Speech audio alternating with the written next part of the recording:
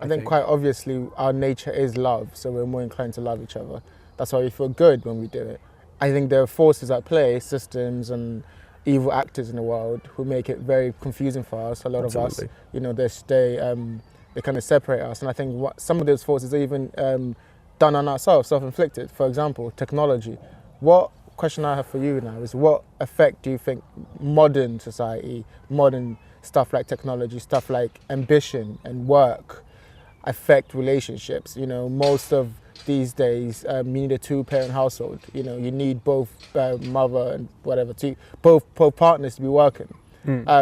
That was not how it was before. Maybe made it easy before, but now that has a new added element to relationships. How do you think modern societal habits and issues affect relationships? I think that the level of equality that we have right now has never existed in human history. Like, the willingness to discuss what it truly means to be equal as well has never been freely talked about until now, really. I'd say that's probably two of the most important things we've ever done is like try to be less racist and try to be less sexist and less homophobic as well. Like, I think all those three things, like, bro, those are the three pillars of human virtue. How do you be good to each other? Don't enslave each other. Stop being mean to women. Be nice to gay people. They're also people. Literally that simple. I think that the systems at play, if we're speaking more specifically about like relationships, you know, the economy is a massive factor in everything, really, truly it is. People's willingness to find a partner, let's face it, is lower today.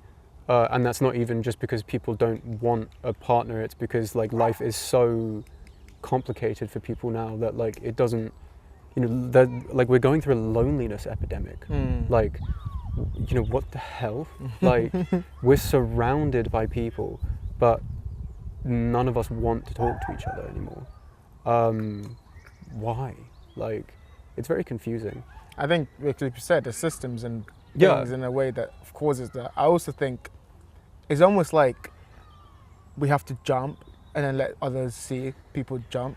We have to foster the spaces for people to talk about these things. And then people can actually have the ability to actually think, okay, actually I can have this conversation. And then once you have the conversation, we understand specifically, individually, what we're doing wrong. You know, because we bring it out to light. Because I think there is a system of like, people will copy what they see before them. Okay, actually, do you know what? I think it goes back to this again, somehow, always. People are less inclined towards self-actualizing now, I think, actually.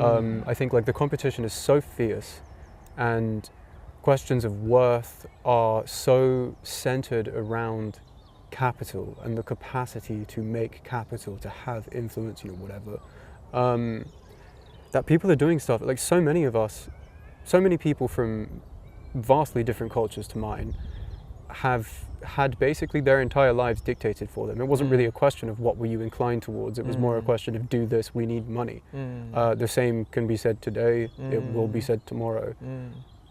That shit is sad. But, you know, like, I speak from a position where I'm actually capable and I was given the free capacity to try and pursue what I wanted. It is a huge risk, but like, it was freely mine to take. You know, we're in a position in history now where like a question of self-actualization actually does get to be raised. Like, but also life itself has become vastly more complicated. Like, back in the past, your self-actualization may have came from the fact that your dad was a farmer and now you are also a farmer, regardless of whether or not you had a natural inclination towards it. But you quite literally didn't have the capacity to picture a better life.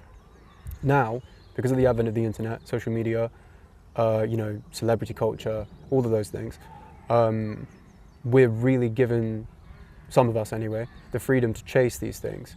But also, these things are projected onto us as like, this is the right answer.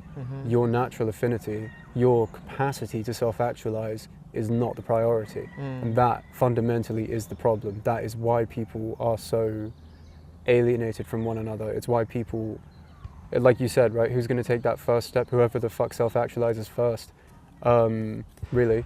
Because somebody has to have the confidence to go, yeah, like, you know, I want this, or like, I suppose in the context of a romantic relationship specifically, having the willingness and self-confidence to go, I want you, I know you do too, clearly we're both naturally inclined towards each other, like, who are we kidding?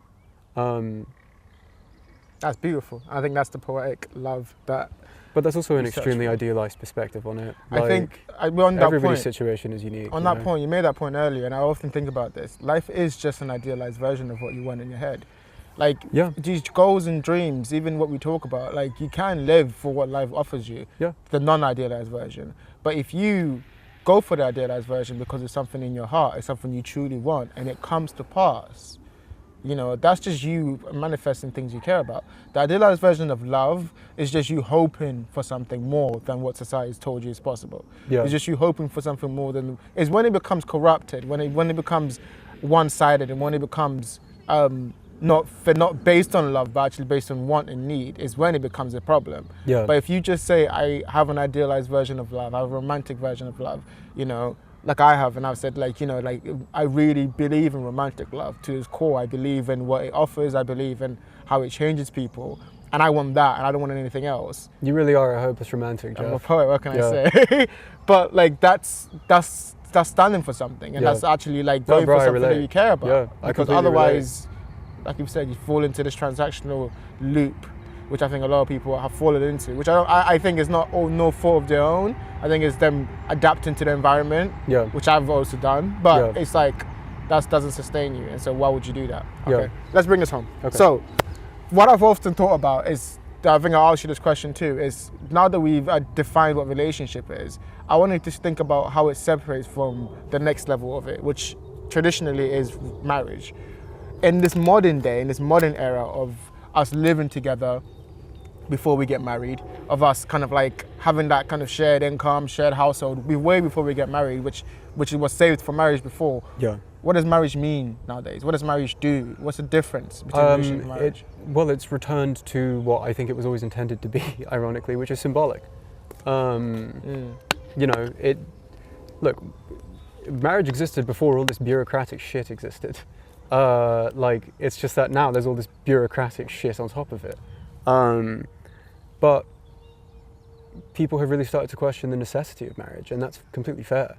To me, if we're purely talking about it from a symbolic perspective, because that's the only way that I entertain it, really, you know, like, I don't care about sharing capital or whatever. Like, these things don't concern me in a relationship. It's not the priority in the slightest.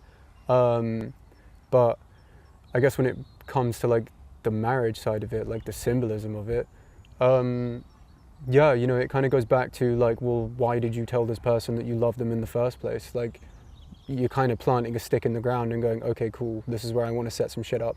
Like, what's wrong with that? It's good to have signposts to refer back to, especially when you feel like you're getting lost. Like, you know, it just becomes one of those things. Like, it's just more evidence of the road you're walking together, I guess. So why do you think there's such a big divorce rate going on? Why do you think there's such a split in marriages? That's a generational transition, really. You know, I think, like, look, people get divorced a dime a dozen, right? But that's also because trauma is thrown around more freely than cash is today. Like, a lot of people, I suppose, a lot of people model themselves after celebrities now. You know, people are big on that. Bro, look at the people these celebrities are. They're genuinely traumatized, like actual disasters of people who just have to put on this skin suit of, like, you know, beauty to go and attend award shows occasionally and, like, you know, pretend to be people for film and stuff. But, like, beneath it, at their core, so many of them are so horrifically damaged. It's actually really sad. Like, and it's not something you should model yourself after, because, I mean, look at how many of them get divorced and so often, as just an example of it. Like, if you want to talk in the more, like, I suppose, day-to-day example of, like, you know, parents getting divorced and such. I mean, again, that's a generational thing. Like, you know, millennials, I think, they're, like, the next wave after our parents.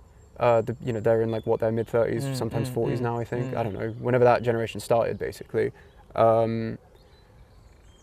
I have high hopes for them, to be honest, relationship-wise. I think they'll do all right, you know. They might curve that, because also, like, you know, most of them might stay together forever and straight up never get married, and that's fine too. But those that choose to very well might stay together more often than, for example, people from our parents' generation would. Why is divorce so prevalent? Well, it's accessible to people now, that's why. So many people, rightfully, are waking up and really questioning. And I think like we're in an age where individualism is really high, which is also why it's quite bizarre that self-actualization isn't I was going to high. say. But I think that starting that journey of trying to self-actualize begins with, if you're in a relationship, married or not, dude, are you happy? Do you really see yourself living the rest of your life here? If not, you kind of already have your answer then, don't you? And there's nothing wrong with realizing that things need to be different. That's self-actualizing, is the very uncomfortable process of literally shedding an entire skin you've walked around in for sometimes decades. I completely agree. Okay, final question. Yeah. If love requires work and requires all this shedding of previous skins and understanding of self and, you know, kind of that duality also, the other person needs to do that also, how do we cultivate it instead of passively waiting for it? I think a lot of our generation passively wait for, I think that's why there's that kind of like listlessness and loneliness, because they want to wait for it to just show up like they're seen in the movies. You know, how do we cultivate that relationship and be intentional about finding that love outside of the apps, but we can also include the apps because that works also, but also how do we cultivate that and from that develop a successful relationship? What's the basis for both? Okay. Difficult question. Not really. Here's what I think.